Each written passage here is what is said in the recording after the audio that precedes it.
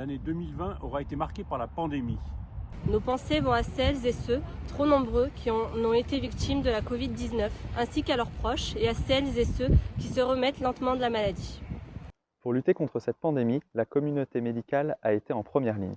Les fonctionnaires de l'État, de la ville et de la métropole, mais aussi les adhérents des associations et les employés d'entreprises, petites et grandes, ont réorienté toutes leurs activités pour participer à la lutte contre ce fléau et pour continuer à faire tourner notre ville et le pays dans des conditions parfois difficiles.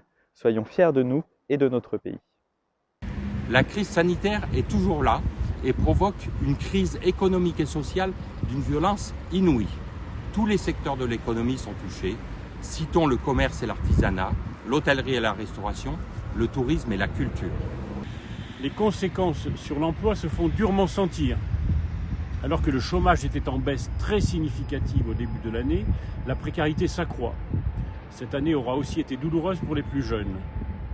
Nous avons la chance de vivre dans un pays où l'État protège ses citoyens. Nos voisins européens et beaucoup de pays dans le monde ne sont pas parvenus à endiguer la pandémie.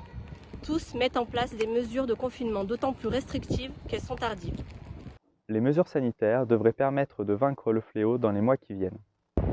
Il faudra ensuite reconstruire l'économie. Le plan de relance, décidé par le président de la République, est là pour remettre en marche la machine économique, permettre la création d'emplois nouveaux, tout en engageant plus résolument notre pays dans la transition écologique. Notre ville bénéficie de ce plan de relance gouvernemental et plusieurs millions d'euros dès 2021 l'accompagneront.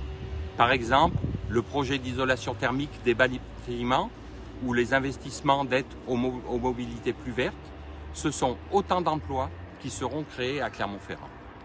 Dans ce contexte si particulier, ne baissez pas la garde. Les gestes barrières, le gel hydroalcoolique, le port des équipements de protection individuelle, ne les négligez pas.